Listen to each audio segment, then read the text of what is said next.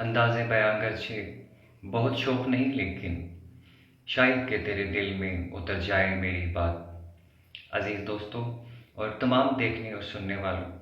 آج میری خواہش ہے کہ میں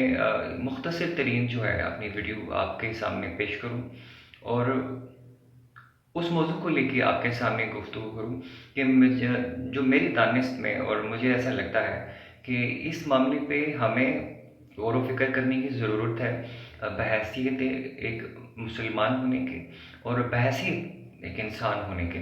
کیونکہ جب بھی ہم کوئی گفتگو کرتے ہیں کچھ معاملات میں اور کسی بھی ظلم اور ستم کو لے کر، تو ہمیشہ ہم اپنے نظام کی گفتگو کرتے ہیں، اپنے قوانین کی گفتگو کرتے ہیں یا اپنی مسلمانین کی گفتگو کرتے ہیں۔ لیکن کچھ معاملات اور کچھ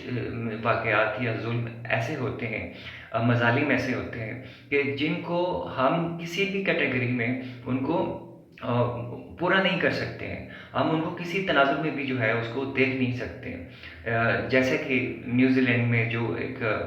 واقعہ ہوا کرائسٹ چرچ میں، جہاں پر ایک سفید فام جو ہے شدت پسند جس نے دہشت گردی کا ایک ایسا واقعہ جو وہاں پر کریٹ کیا پوری پلاننگ کے ساتھ اور پوری سوچ بچار اور منصوبہ بندی کے بعد، کہ جو تاریخی حوالے سے اس کی کوئی نظیر نہیں ملتی، اس کی کوئی دوسری مثال ہمیں ہمارے سامنے نہیں آتی ہے۔ تو جب اس قسم کے واقعات ہم لوگوں کے سامنے آتے ہیں تو پھر ہم ان واقعات کو جو ہے مسلمانیت کی کسوٹی کے اوپر نہیں پرکھ سکتے ہیں۔ ہم ان واقعات کو عیسائیت کی کسوٹی کے اوپر، یہودیت کی کسوٹی کے اوپر، یا کوئی اور مذہب ہے، ہندو سکھ جو بھی ہیں، تو ہم ان کی آڑ میں ان معاملات کو نہیں چھپا سکتے ہیں۔ ہم اس قسم کے جو واقعات ہیں ان کو جسٹیفائی نہیں کر سکتے ہیں۔ یہ وہ واقعات ہوتے ہیں جو انسانیت کے زمرے میں آتے ہیں، جو انسانی قوانین، انسانی جو معاملات ہیں، جو نظام ہیں اس دنیا میں آنے کے بعد جو ہے ہمارے کچھ جو ہم نے رائج کیے ہیں by the passage of time, انسان جب جو ترقی کرتا آ رہا ہے، تو یہ تمام معاملات جو ہیں پھر وہاں جا کر ہمیں ان کو اس ڈیکورم میں جا کے ڈیل کرنا پڑتا ہے، سمجھنا پڑتا ہے، پرکھنا پڑتا ہے۔ اب نیوزی لینڈ کے واقعوں کو لے کے کیونکہ میں ویڈیو بنا رہا ہوں، تو میں اس سلسلے میں گفتگو جو ہے تمام ارباب اختیار جو ہیں ملک پاکستان کے یا تمام دنیا کے، جہاں تک گفتگو جا رہی ہے، تو اس میں یہ ہے کہ میں ان کے سامنے یہ تمام معاملات رکھنا چاہتا ہوں، ان کے سامنے سوال رکھنا چاہتا ہوں کہ کیا برینڈن ٹیرنٹ، جس نے وہاں پر نیوزی لینڈ میں کرائسٹ چرچ میں جمعے کے دن دوران جو ہے نماز، جب یہ نمازی مسجد میں تھے، تو اس نے ان کو جس بہیمانہ طریقہ کار سے ان کو شہید کیا، جس میں تقریباً 51 جو ہے آپ کے مسلمان جو ہے وہ شہید ہوئے، تقریباً اتنے ہی زخمی ہوئے، اور ان کی وجہ سے کتنے جو خاندان جو ہیں وہ کن حالات کا شکار ہوئے، یہ ایک اندازہ لگانا بھی جو ہے ہم لوگوں کے لیے انتہائی مشکل ہے۔ اس بات کا اندازہ آپ ایسے لگائیں کہ اگر آپ کے ماں باپ آپ کے سر پر نہیں ہیں، اگر آپ کے بہن بھائی آپ کے ساتھ نہیں ہیں، اگر آپ کا کوئی فیملی ممبر جو ہے اس دنیا سے رخصت ہو چکا ہے، تو آپ اندازہ کریں کہ اس قسم کے پھر معاملات انسان کی زندگی پر کتنا گہرا اثر ڈالتے ہیں۔ اب تقریباً گزشتہ 1 سال سے یہ تمام جو ہے کیس کی سنوائی چل رہی تھی، اور کل اس کا جو فیصلہ سنایا گیا ہے جج صاحب کی طرف سے کہ جی ہم نے جو برینڈن ٹیرنٹ ہے اس کو عمر قید کی سزا دی ہے، اور عمر قید جو ہے وہ بغیر پے رول کے ہوگی۔ اور جتنا میڈیا، انٹرنیشنل میڈیا پر کیونکہ میری نظر رہتی ہے اور میں گائے بگائے جو ہے اس میں کوشش کرتا ہوں کہ اپنی بھی کوئی ان پٹ دوں، تو جو انٹرنیشنل میڈیا پہ ایک پروجیکشن چل رہی ہے، میں کوئی کسی نفرت کا شکار نہیں ہوں، میں وہ چیز سامنے لانے کی کوشش میں ہوں کہ جو وہ ہمیں سمجھانے کی چکروں میں ہے۔ تو آپ دیکھیں کہ انہوں نے انٹرنیشنل میڈیا میں جو ہے اس بات کو اس طریقے کار سے جو ہے پروجیکشن کی ہے کہ جیسے کہ اس کو پے رول اگر نہیں دیا جا رہا تو یہ بہت بڑا احسان عظیم کر رہے ہیں وہ باقی جو ہے لوگوں کے اوپر، کہ دیکھو جی ہم نے کتنی سخت سزا دی ہے۔ کہنے کا مقصد یہ ہے کہ اوورآل جو پروجیکشن بنائی گئی ہے آسان الفاظ میں، وہ یہ پروجیکشن بنائی گئی ہے کہ جی برینڈن ٹیرنٹ کو ہم نے سب سے ممکنہ سخت سزا دے دی ہے، اور وہ بھی بغیر پے رول کے دی ہے۔ تو میرا سوال یہ بنتا تھا کہ اگر آپ نیوزی لینڈ کی تاریخ کو دیکھیں تو نیوزی لینڈ کی تاریخ میں قانونی طور کے اوپر وہاں پر پھانسی ہے ہی نہیں، یہ معاملات ہی ختم کر دیے گئے ہیں۔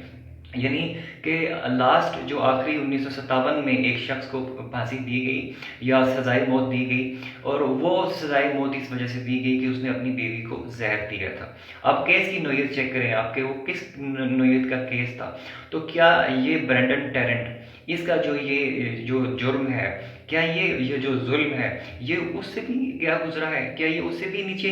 طبقے میں آپ لوگوں نے ڈال دی ہے کہ آپ کو اندازہ ہی نہیں ہے کہ آپ نے کس حساب کتاب میں ان لوگوں کو جو ہے پورا پارا کرنے کی کوشش کی ہے؟ جو ذاتی حوالے میں یہ سمجھتا ہوں کہ قوانین جو ہے ان کو ریویو کی ضرورت ہے، اور اس سزا کو ڈیفینیٹلی تمام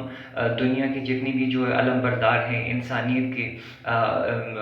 جو ہے لوگ ہیں، حقوق کی گفتگو کرتے ہیں، تو ان لوگوں کا سامنے آ کر اب جو ہے اس پہ گفتگو کرنا ہوگی کہ جی یہ کون سا طریقہ کار ہے آپ کا کہ اتنی بڑی جو ہے دہشت گردی، وہ بھی پوری پلاننگ کے ساتھ، اور آپ نے اس کو سزا دی ہے عمر قید کی۔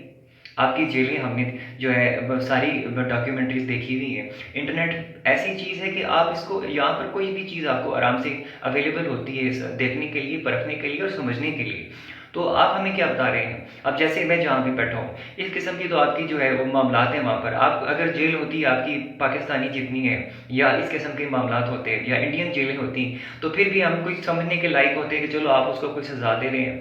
آپ کی تو جیلیں ہی ہیں، وہ بنے بنائے ہوٹل ہیں، تو کیا سزا دی ہے آپ نے کیسے آدمی کو جس نے اتنی بڑی تعداد میں معصوم اور بے گناہ مسلمانوں کو جو ہے شہید کیا، اور اس کے بعد بھی جو ہے اس میں کوئی